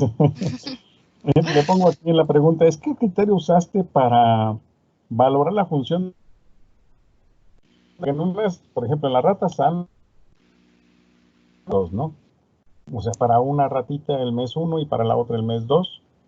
Y para las Tayeb también no recuerdo qué mes usaste, pero ¿por qué no usar un mismo mes en todas? ¿O qué fue lo que te motivó a usar en unas ratitas una toma o un mes, pues, y en otras otro? Sí. Bueno, para el grupo para utilizar un valor de función de respuesta específico, lo que motivó eso fue que para cada generación de tractografía, o sea, para todo el proceso, íbamos a tener los mejores resultados para cada una de ellas, ya que para cada una se tomó este valor. Para el grupo que usted comenta de que para toda una etapa de edad se utilizó un valor de función de respuesta diferente, bueno, esto surge de la pregunta de que si teniendo estos valores optimizados se esté perdiendo una diferenciación de la enfermedad, ¿no? Entonces, yo utilicé el valor de función de respuesta de la rata SD01 para el primer mes, para la del segundo mes y para la del tercer mes. Una, porque pues, me pareció importante utilizar una rata sana para diferenciar la enfermedad. Y la otra fue que quise utilizar la misma rata porque esta es la única rata sana que tenía las 3 muestras. Entonces, utilicé este valor. Y pues lo hice por etapas de edad para ver si pues se encontraba, pues no sé, para separarlo en grupos. También pude haberlo hecho utilizando una misma para todos, pero pues lo decidimos hacer así por grupos. No sé si respondí su pregunta. Sí, muchas gracias. Y bueno, la última, sí. ya curiosidad también. En humanos, ¿no tienes acceso a algún repositorio o donde pudieras haber sacado estas imágenes y poder metido ahí el modelo que propones de deconvolución? Digo, porque al final de cuentas son poquitas ratas, digo, también no son tantas, ¿no? Entonces a lo mejor se pudieran conseguir algunas imágenes de humanos. ¿No lo intentaste? ¿No se te ocurrió? Sí, bueno, aquí la razón por la que se hizo con la rata, primero fue porque estas imágenes se obtuvieron con un resonador de 7 teslas. Y pues no hay, creo, ningún resonador en el que podamos meter a un humano a esto de 7 teslas. Y bueno, esto es para tener una mejor señal de los resultados obtenidos, ¿no? Pero la otra razón por la que se hizo en las ratas, sí, en efecto, como usted dice, son pocas ratas, pero al tener un modelo animal podemos en un periodo de tiempo observar la evolución de la enfermedad, ¿no? Entonces, pues las imágenes que pudimos tomar, por ejemplo, en 3 meses, al final fueron 27 casos, ¿no? Que son 27, pues sí, 27 imágenes de tractografía generadas. Y, por ejemplo, para el caso de humano, se hubiera podido obtener a lo mejor una, porque no es muy, la enfermedad no hay mucha gente que la padezca, entonces pues a lo mejor se hubiera podido comparar una con una rata, con un humano sano, ¿no? Pero pienso que se utilizó estas imágenes de difusión pues para poder observar diferencias, por ejemplo, en el tiempo y también porque estas imágenes pues se obtuvieron en 7 teslas. Ok. Bueno, pero nada más cerrando un poco el comentario que hiciste, pero a final de cuentas, de esos 27 posibles casos que tenías, digo, lo que sí lograste fue discriminar entre sanas y con Tayeb, ¿no? Pero no pudimos discriminar, no se pudo discriminar entre las etapas, entonces ahí, bueno, también nos queda esa parte, ¿sale? Sí. Bueno, de mi parte es todo. Muchas gracias, Anita. Muchas gracias, doctor. Le cedo la palabra al doctor Arturo González, como era Ginoral, doctor Víctor. Sí, muchas gracias. Sí, bueno, en principio me gustaría anotar algunas cosas que te preguntaron. Por ejemplo, esto del ruido. La verdad es que el área es tan nueva que hay discusiones muy serias de grupos muy fuertes peleándose sobre cuál es el modelo adecuado de limpieza de ruido.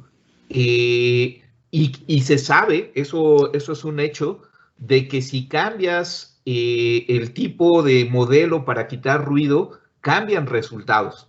Entonces es algo que a la técnica todavía le falta mucho madurar como para poderla utilizar, digamos, con motivos médicos, ¿no? O sea, tú no estás segura de que lo que estás viendo es el efecto de lo que le moviste a los datos.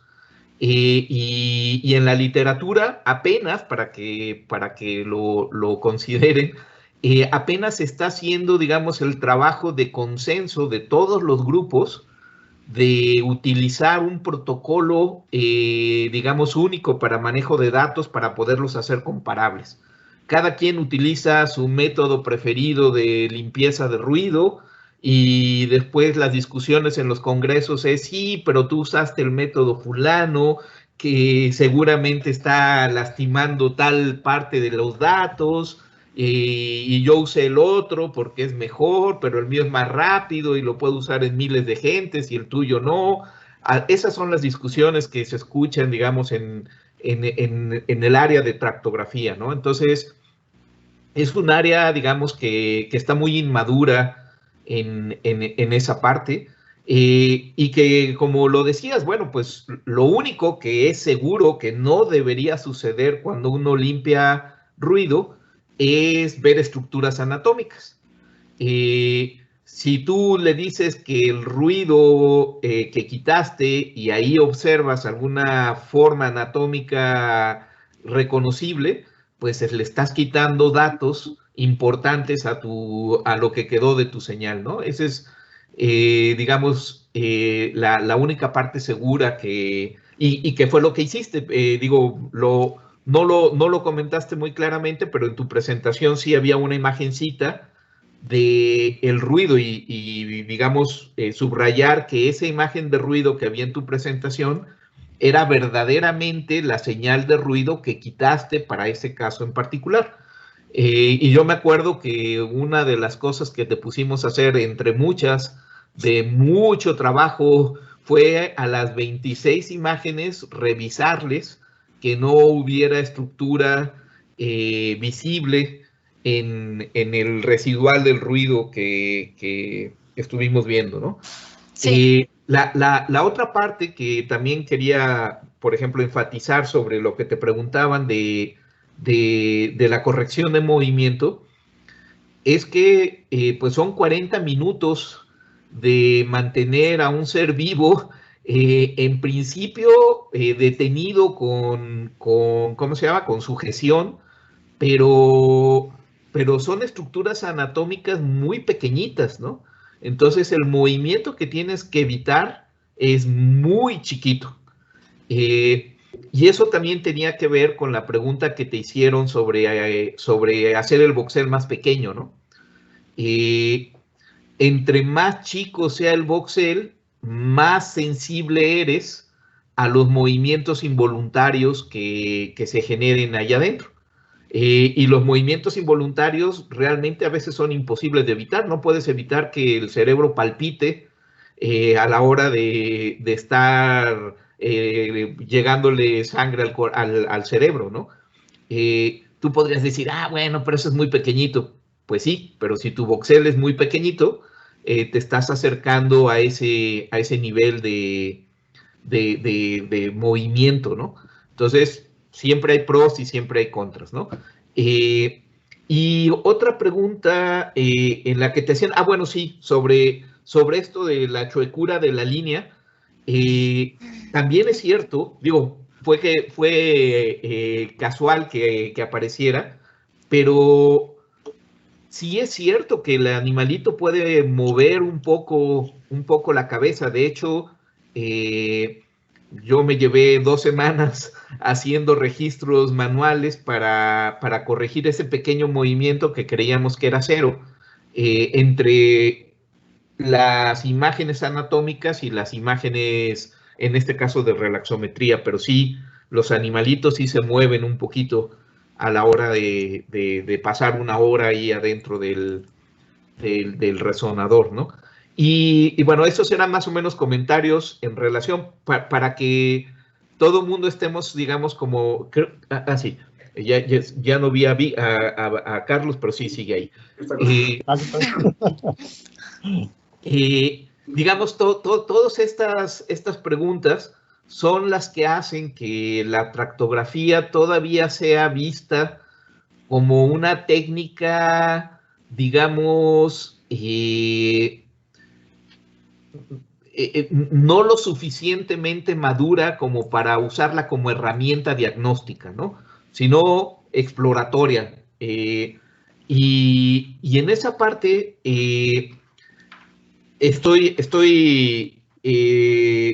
me ganaron todas las preguntas que yo tenía preparadas, pero sí, por ejemplo, una manera cuantitativa de ver lo que nuestros ojos están viendo cuando tú tienes esa serie de colores diferentes entre Tayeb y ¿cómo se llama? Y SD, es preguntarte en un voxel cuántos cruces hay ahí, o sea, el modelo cuánto te predice que hay de cruces, de voxeles donde hay cruces, ¿no?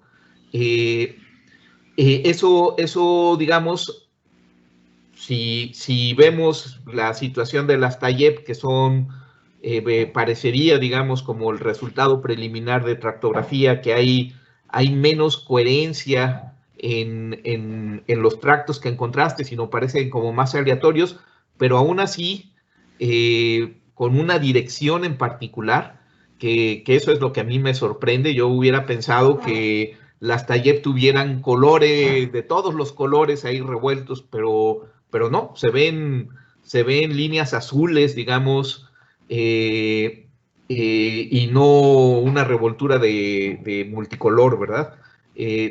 Esa parte, digamos, es la que, pues sí, tenemos que revisar.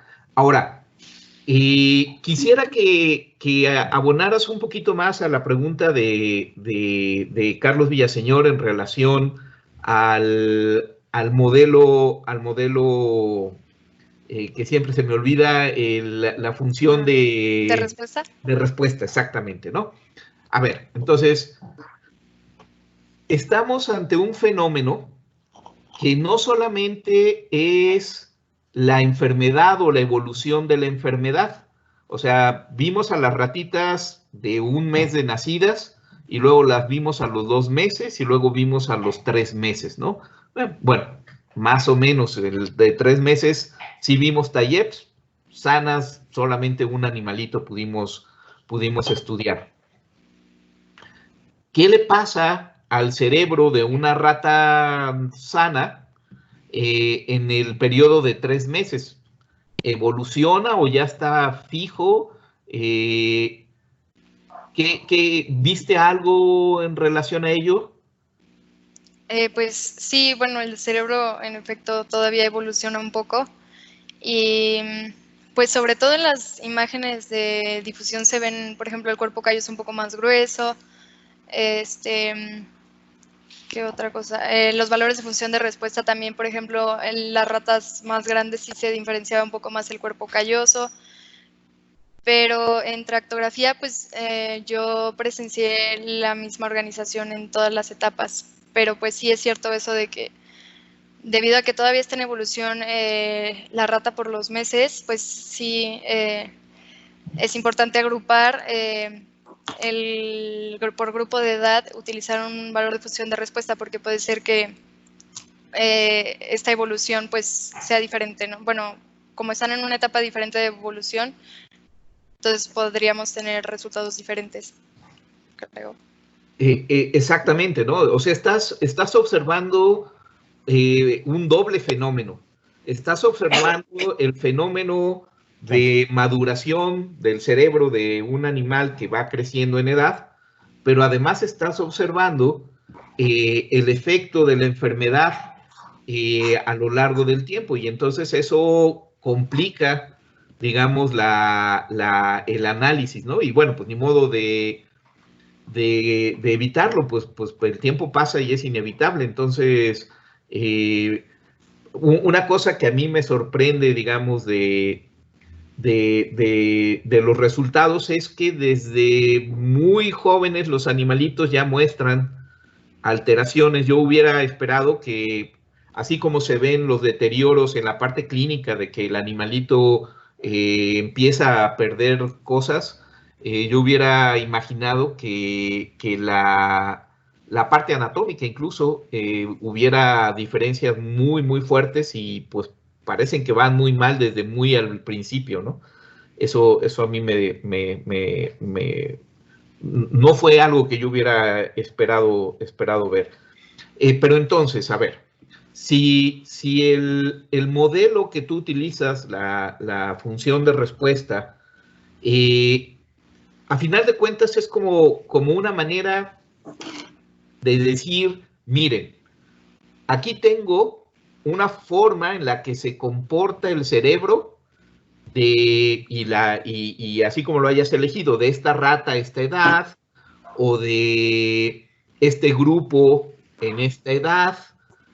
Y entonces cuando tú pones y dices, este es mi patrón de comportamiento, ¿no? Porque al final de cuentas, cuando eliges la función de respuesta es como un patrón de comportamiento. Y se lo aplicas a algo o a alguien que pues tú tienes la hipótesis de que no pertenece a ese grupo, pues las diferencias fuertes que veas, o sea, van a estar, digamos, como subrayadas o resaltadas por haber elegido, digamos, por ejemplo, ¿no? Cuando uno compara la temperatura del cuerpo, uno sabe que 36,5 es la temperatura adecuada. ¿Por qué? Pues porque a la gente sana la has medido muchas veces y ese es el promedio de temperatura. Y para poderla distinguir de una persona que está sufriendo, no sé, un proceso infeccioso, pues la comparas contra la sana, no la comparas contra los infecciosos, ¿verdad? O sea, si tú compararas la temperatura de una persona enferma con otra temperatura de otra persona enferma, las diferencias serían menores, la distinción entre grupos sería menor.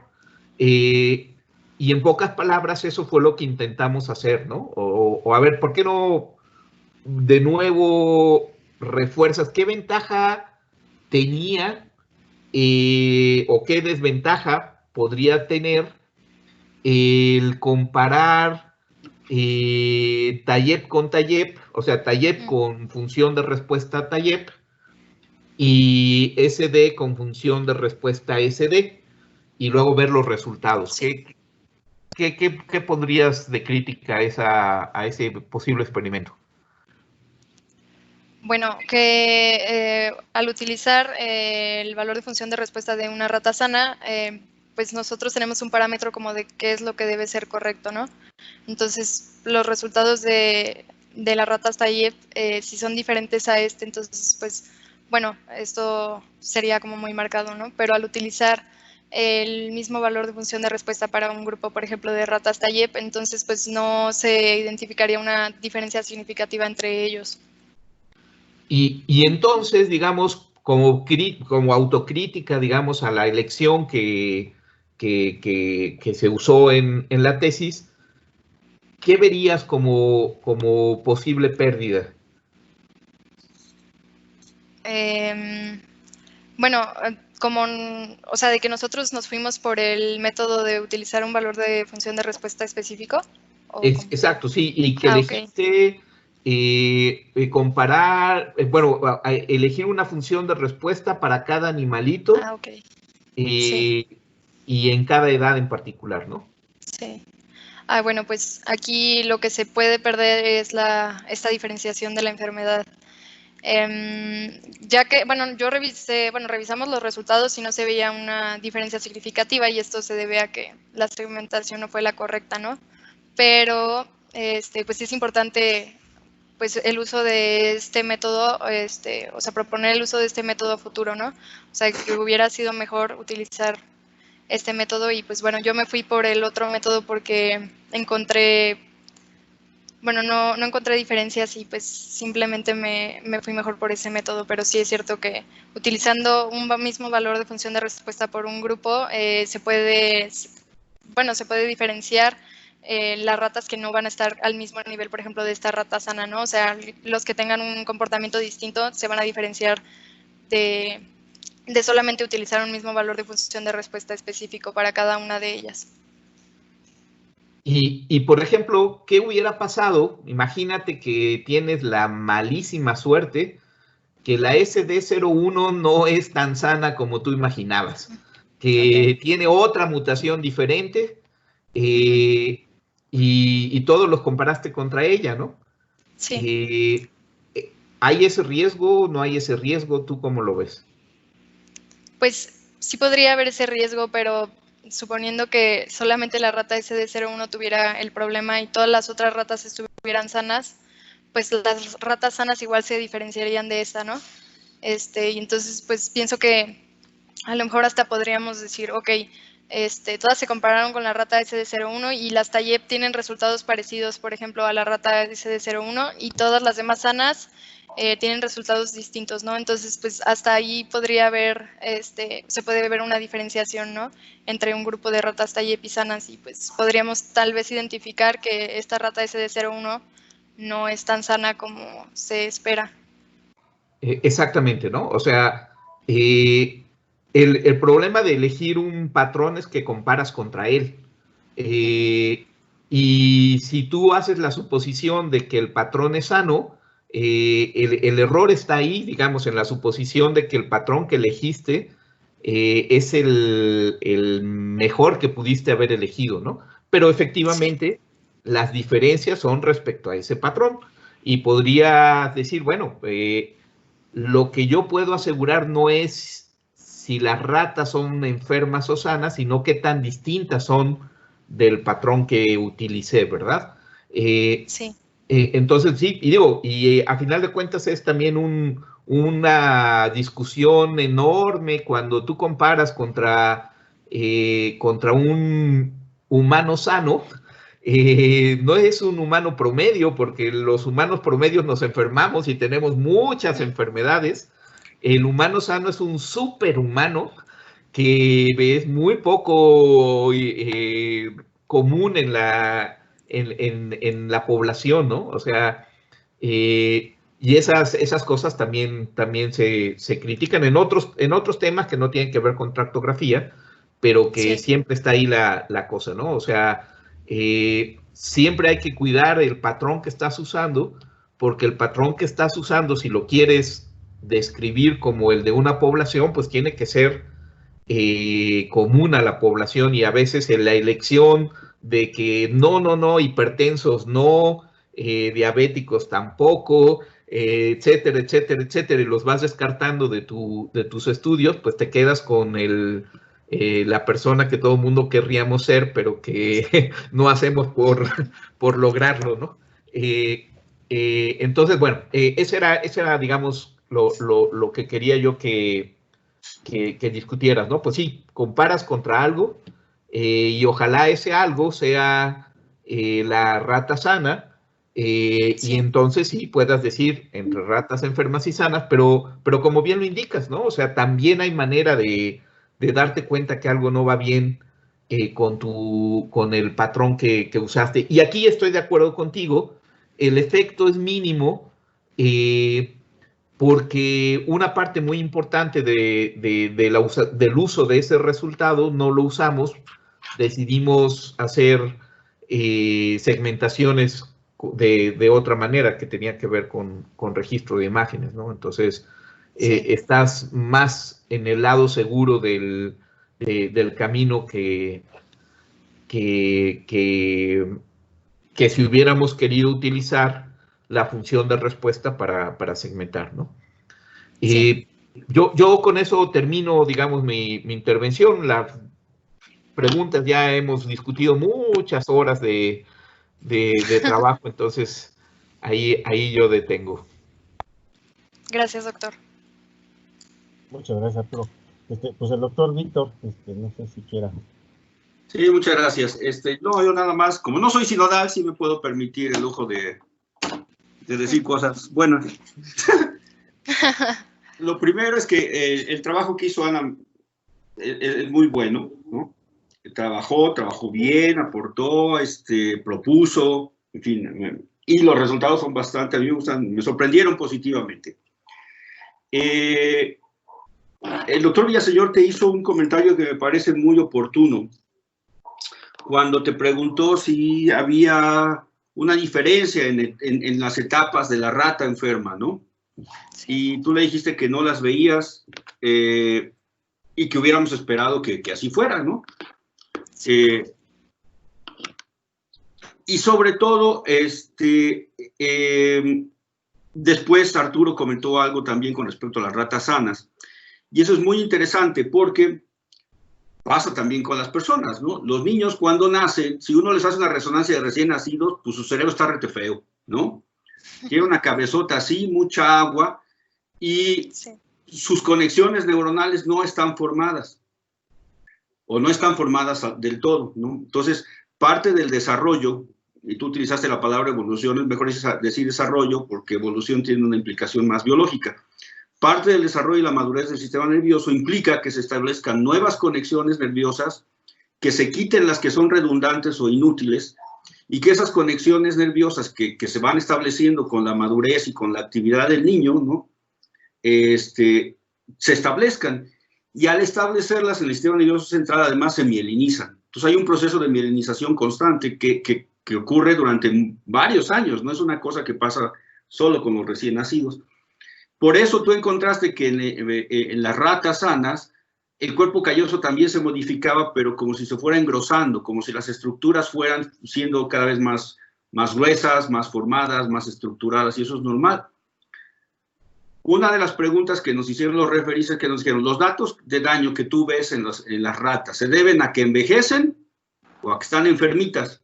Sí. Lo que tú estás aportando aquí es precisamente ayudando a entender eso. No, miren cómo las sanas, cierto que maduran, pero el sistema nervioso madura. En cambio, las ratas enfermitas se van cayendo, ¿no? Y aunque por la resolución que no nos permite el método identificar datos específicos, sí ves que las sanas van para arriba y estas por lo menos ahí van lentas y bien feillas, ¿no? Y eso pasa con los pacientes. Y con respecto al movimiento del cual también te planteaban, efectivamente es una cosa con la que tenemos que vivir. En el caso de nosotros, de un problema tan serio y que empieza tan temprano para los pacientes, ¿no? Empieza en una etapa de vida muy temprana, en niños pequeñitos. Para un niño pequeñito no lo puedes tener mucho tiempo quieto, ¿no? Sobre todo si es un bebé de 1 año, pues se mueve y le duele acá y se rasca, etcétera, ¿no? Entonces, lo que tienen que hacer a veces los médicos cuando los someten a estos estudios, o de plano los sedan, lo cual es un riesgo, o los dejan sin dormir mucho tiempo para que cuando lleguen al resonador se queden dormidos ahí adentro, ¿no? Y si tratáramos de un equivalente con lo de las ratas, sí. Las imágenes que tú tomaste para duraron 40 minutos, pero la rata permanece anestesiada por más tiempo. Entonces, tú metes al animal, induces una anestesia, luego lo pasas al resonador, luego está en el resonador, esperas a que se estabilice la respiración, empiezas a tomar ciertas... Y entonces todo el procedimiento no dura esa hora que dijimos, suele durar un poquitito más, y la rata está expuesta a ese proceso de anestesia más tiempo, lo cual incrementa el riesgo. De hecho, una ratita pues chupó faros, ¿no? Y era sana. Entonces, eso mismo podríamos pasarlo a los pacientes. No queremos, sobre todo cuando son tan pequeñitos, someterlos a estos procesos por tiempos tan prolongados, ¿no? Y finalmente quisiera hacer otro comentario que me parece bien interesante. Y que quisiera que quedara claro. Nosotros no estamos estudiando a la rata. Tú no hiciste el análisis en la rata solo por ver si la rata es interesante o no. Lo hiciste porque la rata nos ayuda a entender lo que pasa en los humanos con estas enfermedades, ¿no? Y como tú bien dices, pues está muy complicado meter a un paciente, cuesta mucho dinero y hacerle un montón de sesiones y en un resonador a 7 Teslas, pues que habrá quien lo haga, pero pues quién sabe si nos den chance de meterlo así de primera intención a un resonador de 7 Teslas, en fin, ¿no? Bueno, sí. Por eso usamos un modelo que ya demostramos que es el buen modelo. Ok.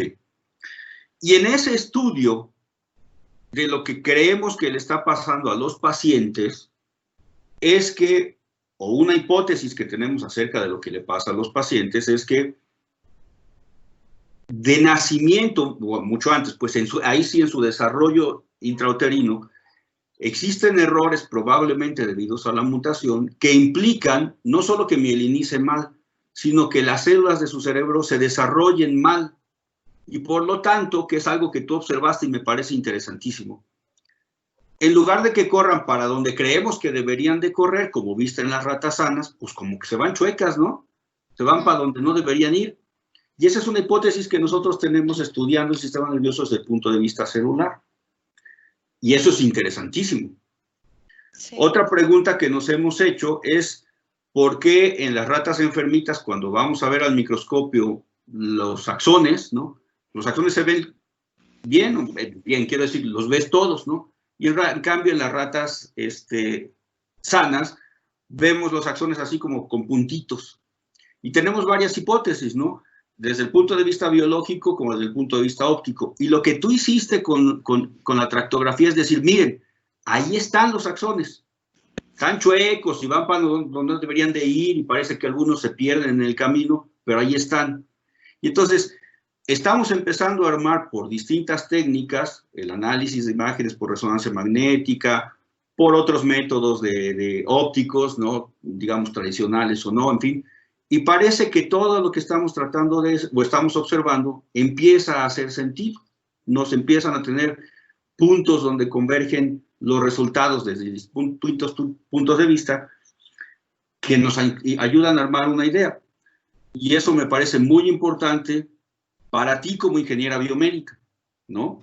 Es decir, ¿por qué estás viendo una enfermedad si tú eres ingeniera biomédica, no? Tú deberías estar arreglando aparatos o no, haciendo prótesis, o yo qué sé. No, porque tú estás utilizando métodos físicos, matemáticos, ópticos, en fin, para resolver un problema, entender un problema de salud, ¿no? Sí, claro. Y ese es el mensaje que se te tiene que quedar como ingeniera biomédica, ¿sale? Sí, entonces, sí, cada uno estamos haciendo una cosa distinta desde distintos puntos de vista diferentes, ¿no?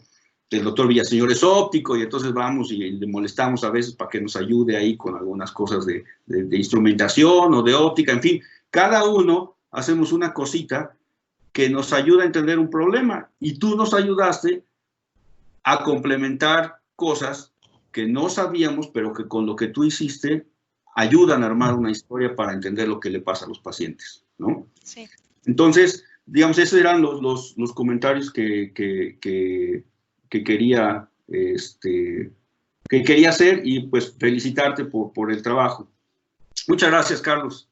Muchas gracias, doctor. Bueno, pues este método no permite la interacción con público, ¿verdad? No sé si alguno de la doctora Valeria o la maestra Milvia tuviera algún otro comentario. ¿No? Todo bien. Gracias. Bueno, pues muchas gracias. Entonces, Anita, mira, vamos a cambiarnos de grupo. Sí, está bien. Un ratito, unos 10, 15 minutos Okay. y regresamos. ¿Sale? Sí, muy bien. Muchísimas gracias a todos. Gracias. Nos vamos a desconectar entonces, Anita. Sí. Sí, adiós, gracias.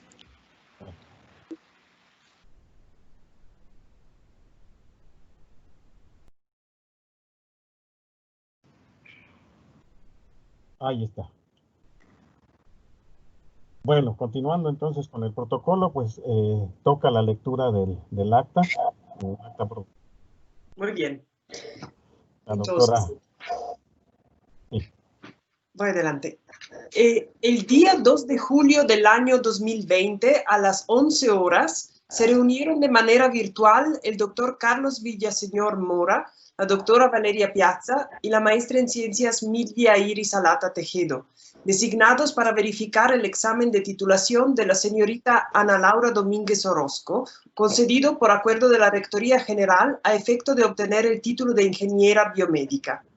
Instalado el jurado bajo la presidencia del señor doctor Carlos Villaseñor Mora y fungiendo como secretaria la señorita doctora Valeria Piazza, dio principio el examen e interrogaron sucesivamente los 3 sinodales sobre diversas materias y aspectos del trabajo de titulación. Y terminado el interrogatorio, se procedió a verificar la votación secreta, habiendo resultado la señorita Ana Laura Domínguez Orozco, aprobada por unanimidad de votos, obteniendo el reconocimiento de trabajo de titulación laureado. Para constancia, se levanta la presente acta provisional, que será sustituida por la original tan pronto se establezcan las condiciones para su impresión y firma de sinodales. Firman el presidente, doctor Carlos Villaseñor Mora, el secretario, doctora Valeria Piazza, y la vocal, maestra en ciencias, Milvia Iris Alata Tejedo. Ay, pues muchas gracias. Bueno, pues yo me gustaría mucho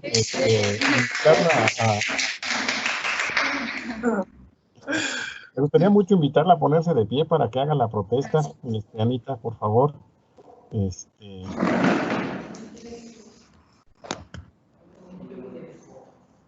pongo la mano así, ¿verdad?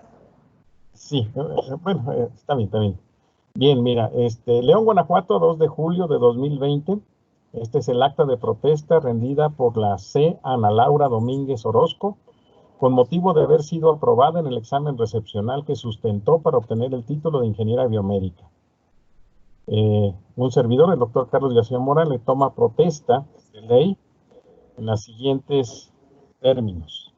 Protestáis cumplir leal y fielmente los deberes propios de la profesión de ingeniera biomédica, cuyo título acabas de adquirir. Hace favor de protestar. Levanta tu manita y di sí protesto. Sí, protesto. Ok.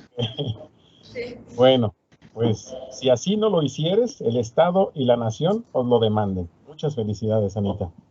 Ay, muchísimas gracias. Ahorita sí.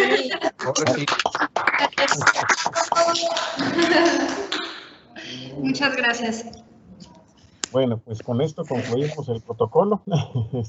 No sé, vienen las felicitaciones probablemente de sus asesores y sinceramente muchas felicidades, Anita.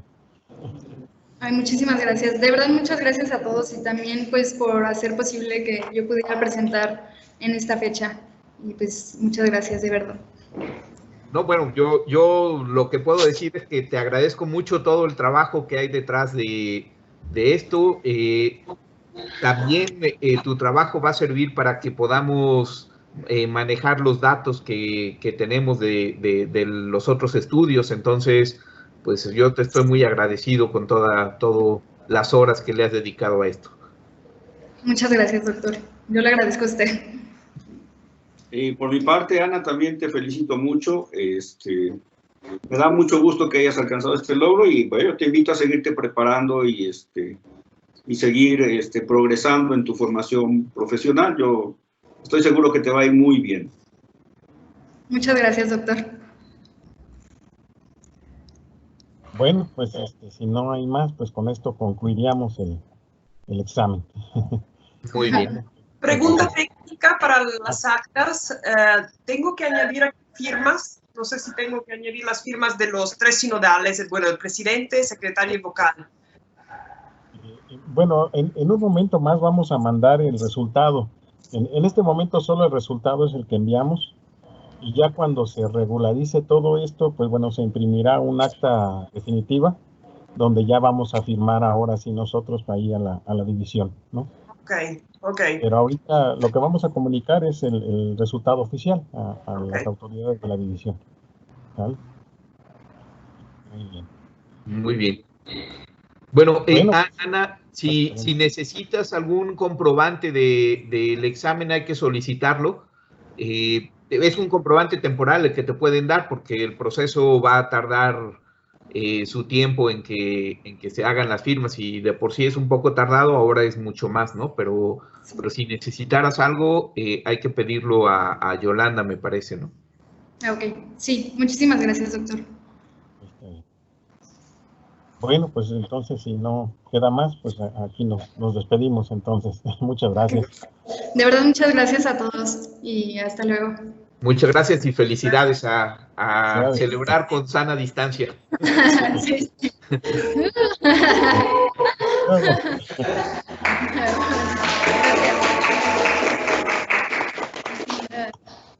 Hasta luego. Hasta luego a todos. Nos vemos. Gracias. Adiós, Gracias. Ay.